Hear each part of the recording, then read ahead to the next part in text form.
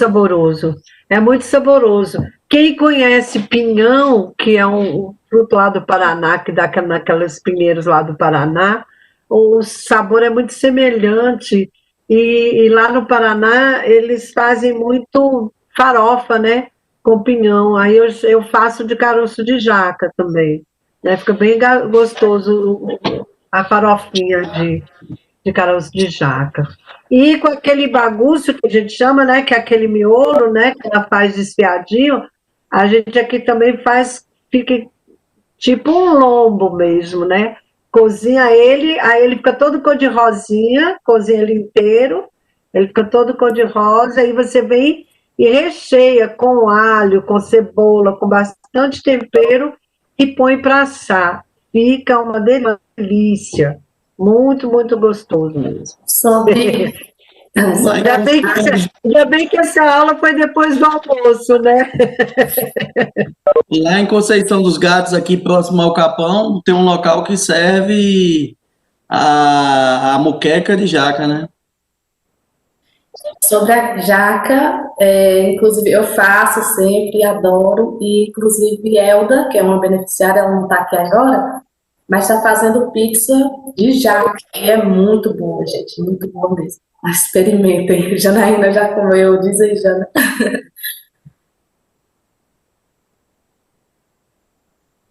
A pizza recheada com a jaca desfiada, é? Isso, prepara a carne da jaca e recheia a pizza. Muito boa mesmo. Vou mandar uma foto lá no grupo. Eu já Gente, comi nós temos que fazer uma sessão de troca de receitas.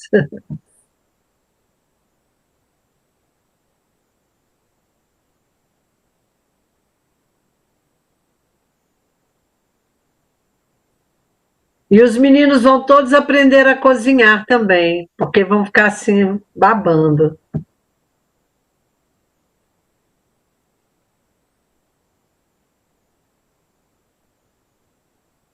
Então, queria fazer uma pergunta polêmica no grupo para todo mundo, né? Para provocar uma discussão. Ô, Ju, só que antes da sua pergunta, eu vi aqui um comentário que eu acho que é muito importante a gente falar sobre isso, né? Que aqui na minha comunidade tem pessoas que produzem óleo de coco, vende na feira e eles consomem margarina, inversão de valores. Total, Gente, nossa, isso é muito importante. Isso é muito sério, e é muito sério que a gente, sempre que tiver oportunidade de conversar com os beneficiários, de conversar com as nossas famílias, com os nossos familiares, conversar, sabe, com quem puder, porque realmente é uma inversão de valores, assim, e a questão da saúde, trazer sempre para essa questão da saúde, sabe, porque as pessoas vão muito pelo preço. Pessoas vão, não, eu vendo o ovo caipira e compro o ovo de granja porque me sobra um dinheirinho. Eu vendo o óleo de coco e compro a margarina. Gente, e margarina, o veneno que é margarina, vocês não têm ideia. Aquilo ali é um sebo, que não é nem sebo, né? É uma coisa tão fabricada, tão pré-fabricada. Então, é uma reflexão muito importante da gente fazer. O que nós estamos consumindo? E aí eu volto para aquela última imagem que eu coloquei para vocês lá, sabe?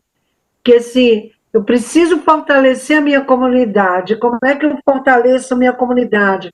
Conversando com minha vizinha, conversando com meus amigos e falando isso. Você tem óleo de coco?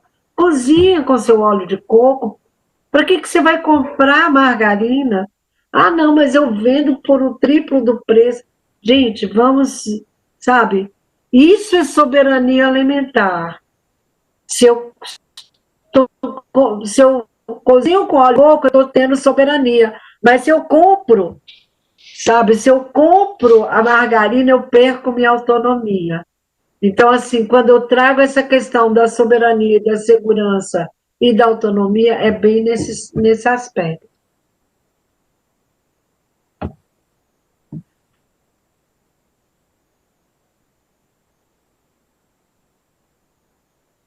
Sim, muito importante falar sobre isso. Quem colocou foi a Jussi, né? Então, eu queria fazer uma pergunta para a gente refletir também aqui. E aí eu quero ouvir de vocês. Como pode nós que temos tanta riqueza em biodiversidade, tanta riqueza, tanta fartura, tanta variedade de alimentos, como é possível hoje, ainda hoje, a gente ter pessoas que passam fome? Por quê? Qual o motivo? Ou por que será que a nossa alimentação é pobre? É tão pobre em diversidade? Queria ouvir de vocês o que vocês acham. Por que com tanta riqueza, com tantas possibilidades, a gente ainda tem pessoas que passam fome, que têm dificuldades?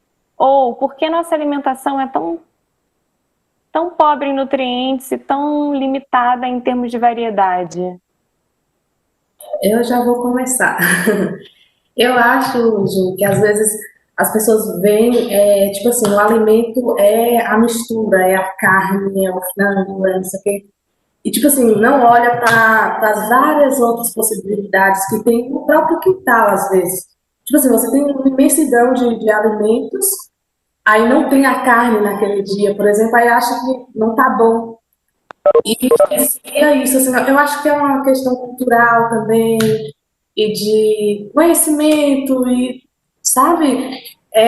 Mas eu vejo muito isso de, tipo assim, não tem carne, não tá bom, não tá alimentando bem. E aí tem a questão do custo da carne, por exemplo, que não é acessível para todo mundo realmente.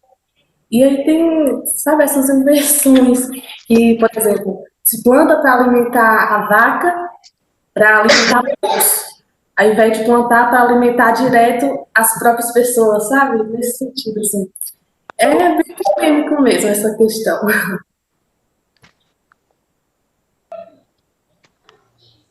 Eu. Na minha opinião também, há também assim, um pouco de cultura, né, em saber se alimentar e aproveitar as coisas que a gente encontra, né, na natureza, porque aqui na minha comunidade mesmo tem muito esse coquinho, licuri, e que antigamente as pessoas usavam, né, para fazer paçoca. Eu mesmo, quando comecei a trabalhar, em algumas casas as pessoas ofereciam o beiju com o licuri. E fazia o óleo, o maracujá, né? Fazia doce, fazia tanta coisa. E hoje em dia parece que as pessoas parece que têm preguiça, entendeu? De preparar seu próprio alimento, de buscar, de sair na natureza e procurar algo que possa servir de alimento. As pessoas dão preferência hoje em dia a produto já pronto, entendeu? Industrializado, não valoriza as coisas naturais. Eu não sei se também um ponto também seja o conhecimento, mas acredito que não, porque se na minha comunidade, quando eu era criança, tinha essa cultura, né, de a gente usar essas coisas que a gente encontrava na natureza, porque foi deixada de usar.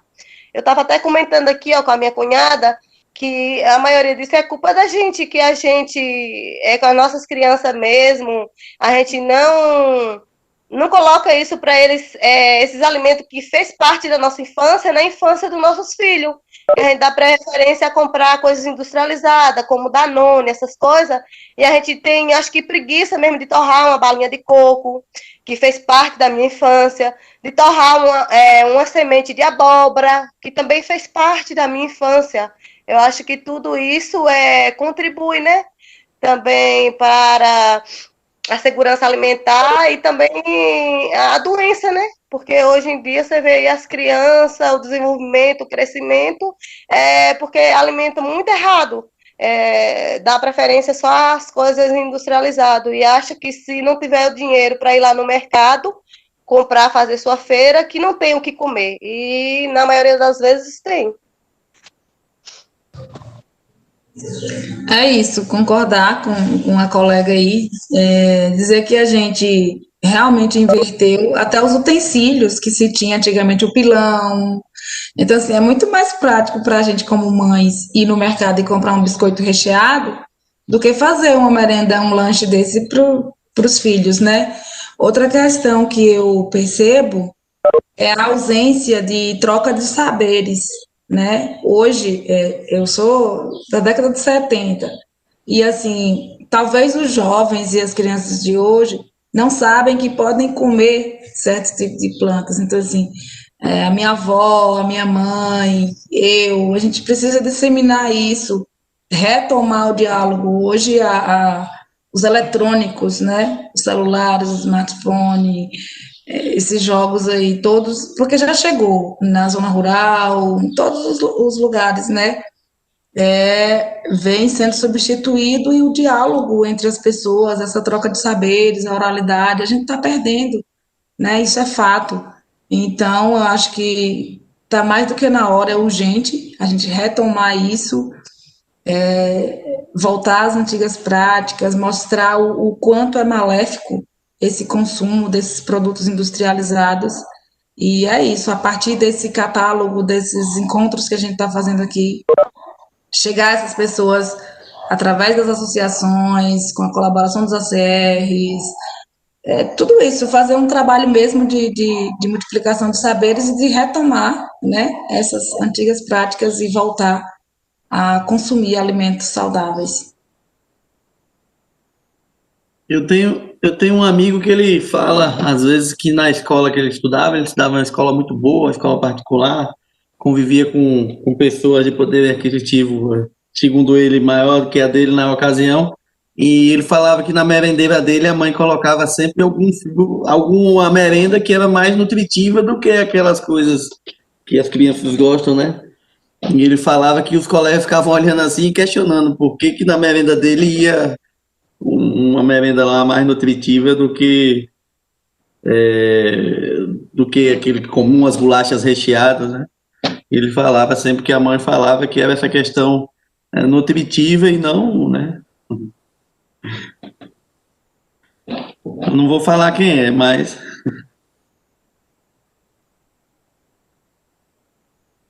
Então, legal vocês colocarem isso, porque, dentre outros aspectos, esses são super relevantes, né? Incluindo aí a televisão, né? A mídia, e bombardeia na nossa televisão uma série de produtos que ela diz que a gente tem que consumir, como, por exemplo, a margarina, que usa uma propaganda maravilhosa, linda, e aí aquilo ali entra na nossa cabeça e às vezes a gente nem percebe que a gente está sendo seduzido pela televisão e ela influencia muito no nosso comportamento e ela acaba, por conta da publicidade, ela acaba influenciando a gente em uma série de hábitos, né? Não só na alimentação, como em outros hábitos também, né? Principalmente com relação ao consumo. E um outro aspecto que a Sirlene falou é essa coisa do trabalho, né? Como a gente é muito mais fácil, é muito mais simples, né? Você comprar um todinho em caixa e dar para a criança, comprar um suquinho em caixa e a criança é levada do que a gente pegar a fruta, bater no liquidificador, coar, enfim, tem um processo, né? Então, por conta dessa vida agitada, por conta de 1000 atributos, né, que a gente tem 1000 funções, ainda mais mulher tem 10.000 funções, né, nessa sociedade que a gente vive. Então, muitas vezes é muito mais prático a gente ir lá comprar pronto, né? Então, a gente mesmo fazer esse esforço de resgatar essa alimentação e ver que a alimentação é medicinal, né? Na verdade, a gente é o que a gente come, né? Então, se a gente se alimenta bem, a gente não precisa ir no médico, com certeza. Então, eu acho que a longo prazo, a boa alimentação é só positivo. Ju, gostaria Fale. Falou uma questão aí interessante que eu gostaria também de falar um pouquinho, né? Tocou em publicidade e tal. Hoje, existem algumas propagandas de alimentos e isso não é feito à toa. Eu não vou aqui entrar na parte científica da coisa, porque realmente é um pouquinho complexo de entender, Porém, pode-se observar que propagandas, por exemplo, como Sadia, margarina, elas geralmente existe um contexto ali, existe uma história, né? Geralmente hoje nós usamos muito o storytelling no marketing, não é à toa. Então, o que é que acontece? Geralmente, esses produtos alimentícios têm uma família ali por trás, tem família reunida, tem pai, tem filho. Então, isso gera nas pessoas uma neuroassociação, certo? De que aquele produto ele está associado à família, à reunião, e de certa forma, isso acaba criando um hábito de consumo. Hoje nós trabalhamos muito a questão de hábitos de consumo. Então, muitas das vezes, a propaganda, a publicidade, ela quer mostrar que a utilização de funks, a utilização de produtos que não sejam industrializados, eles, além de ser associados à pobreza, criados novas associações mais fortes do que aquelas que nós temos anteriormente. Falando um pouquinho, né, de estudos, e aqui eu já vou citar, né, por exemplo, a influência da TV Globo nos hábitos de consumo de brasileiros, que, por exemplo, onde o sinal da Globo entra, isso aí já foi provado cientificamente, que os números de divórcios, os números de traições aumentam, e também e o consumo de certos produtos também aumenta. Entendeu? Isso aí não é algo criado, é estudo, certo? Que comprovou.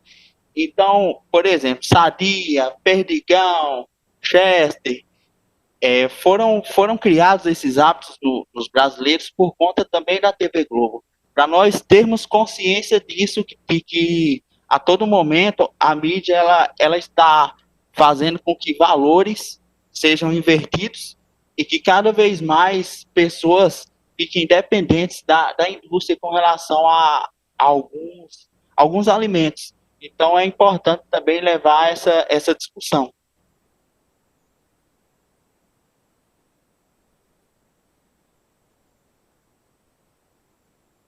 Muito bom, Joelson, é bem isso mesmo. Ele influencia tanto que a gente nem percebe. A gente nem percebe que está sendo influenciado pela TV, de tão forte que é. Será que alguém mais tem alguma colocação, algum comentário para fazer sobre a nossa aula hoje? Eu queria ainda fazer só um comentário, que eu coloquei inclusive umas fotos lá no grupo da TER, em função do que eu venho conversando com o Vanderlei aí, com o Tiago, né? A gente teve um diálogo aí bem intenso, bem grande essa semana, né? Com relação à cobertura de solos, né? E eu vi novamente nas imagens, né, do filme que eles mostraram, do vídeo aí, que ficou muito bom, ficou muito legal, mas para mim, assim, né, como agroecologista que eu sou, salta aos olhos, né, salta aos olhos a terra nua, né, e numa região, porque eu conheço aí essa região de Vanderlei, já tive aí umas 3 vezes, já fui pelo Senar, já fui pelo sindicato com o IUDET, já fui pela CEFORC, então é uma região que eu conheço bem, que é bastante árida, né? Então, a manutenção dos solos cobertos aí é de fundamental importância. Eu sei que é muito difícil, há uma resistência, eu faço parte de uma... Até a Distância é uma adaptação das atividades de assistência técnica e extensão rural do Bahia Produtiva. Projeto do Governo do Estado da Bahia por meio da Secretaria de Desenvolvimento Rural do Estado da Bahia, executado pela CA, Companhia de Desenvolvimento e Ação Regional, com recursos provenientes de acordo de empréstimo com o Banco Mundial.